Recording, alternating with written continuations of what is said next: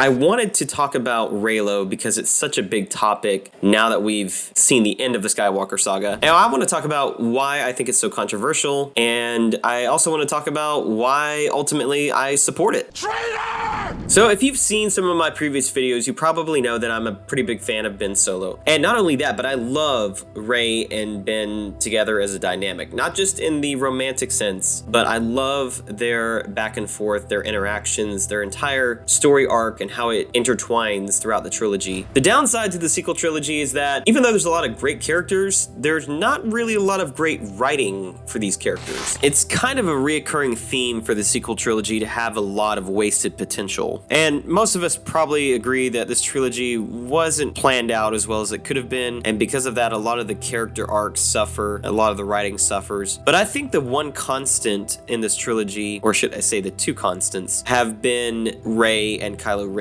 Not just Reylo, but everything to do with their dynamics leading up to that. For me, Reylo is just the culmination of everything that's been building up to since their first interactions in The Force Awakens. They've both experienced abandonment and felt betrayed by those that they trusted, and they were both let down by Luke Skywalker. And I don't take any pleasure in pointing out that Luke kind of failed them both. And some people may feel like this is kind of a flimsy pretext for, Kylo Ren turning to the dark side, but that's a whole other topic of discussion. When you think about it, there's kind of an interesting contrast between Rey and Kylo Ren because, for example, Rey really wants to be reunited with family. That's all she seeks is belonging and family. Whereas Kylo Ren, while he wants the same thing to a degree, he also is trying to distance himself from the family that he's always had. Obviously, when we first meet Kylo Ren, he's obsessed with his grandfather's legacy. As you go on, you realize that he's actually kind of immature for thinking that way, because not only was his grandfather redeemed, but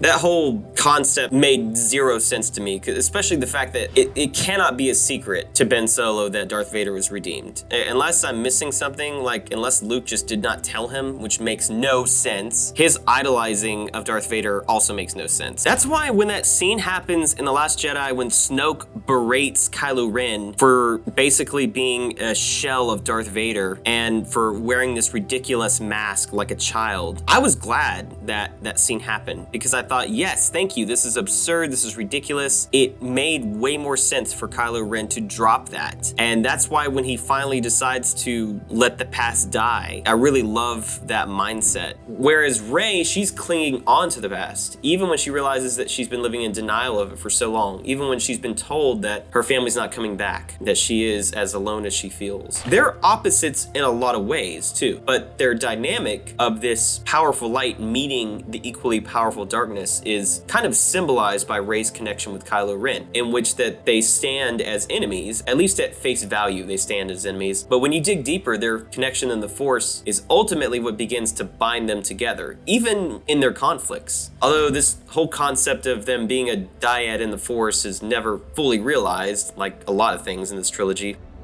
What Palpatine doesn't know is we're a dyad in the Force, Rey. We'll see.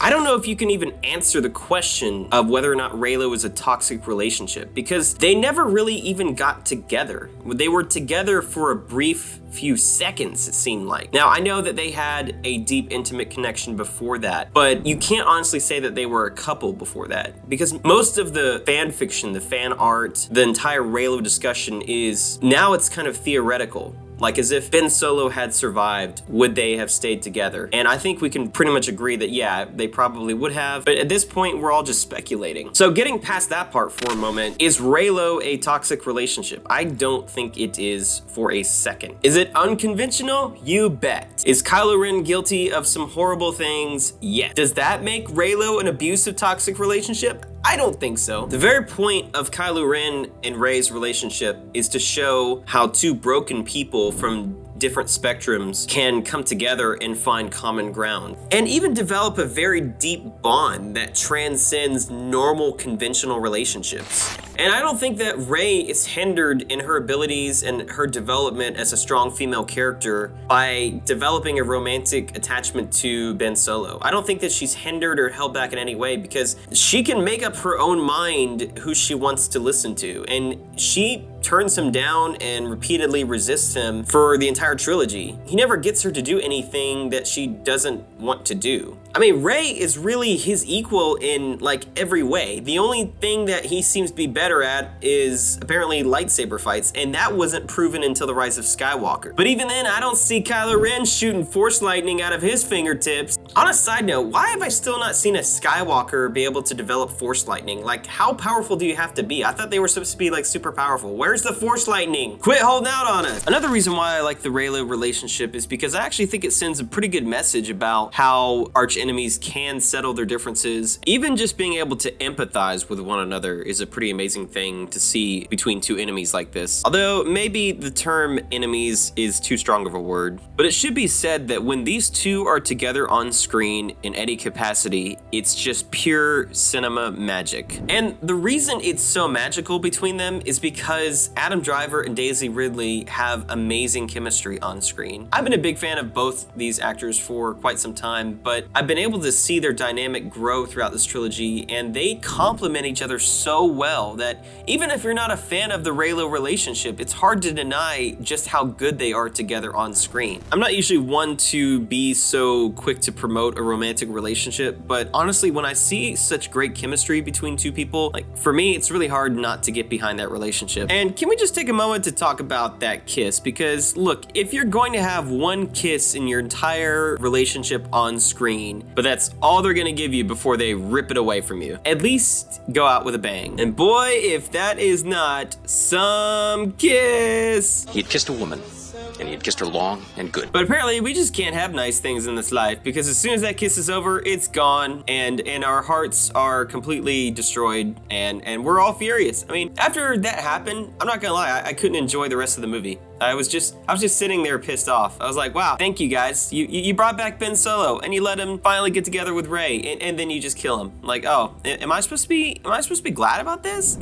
Is this a happy ending? Because I don't think it is. And I think ultimately that's what's so frustrating about being a Reylo supporter, because you have all this great potential, and it builds up to this really awesome team up. Although they didn't really even get to fight Palpatine together. It was just kind of like teased, and then, you know, Rey takes care of him, and you're like, oh, okay, well, that was a tease. It's all this wasted potential. It's not just the romantic relationship, although that is definitely a huge part of it. But think of everything that they could do in the future together. Think of the kind of movies they could have together, the stories and adventures, the books, novels, games, all these things that they could pursue together if they just kept Ben Solo alive and let them continue their relationship. Let them have their love. You know, if you're not gonna make any more Skywalker movies, at least let it end on a happy note. It was not a happy ending, guys. Let's not kid ourselves. So I don't know, guys. This whole Reylo thing to me is just one part of what makes the whole finale so frustrating, this whole trilogy so frustrating at times. There's so many things I love about the trilogy, but stuff like Reylo and Ben Solo just makes me so angry to think about, because I don't really know what the rush was to throw this all away. Why not leave things open to interpretation or open to future possibilities? I mean, I don't know if Disney realizes this, but the Skywalker saga is primarily about the Skywalkers.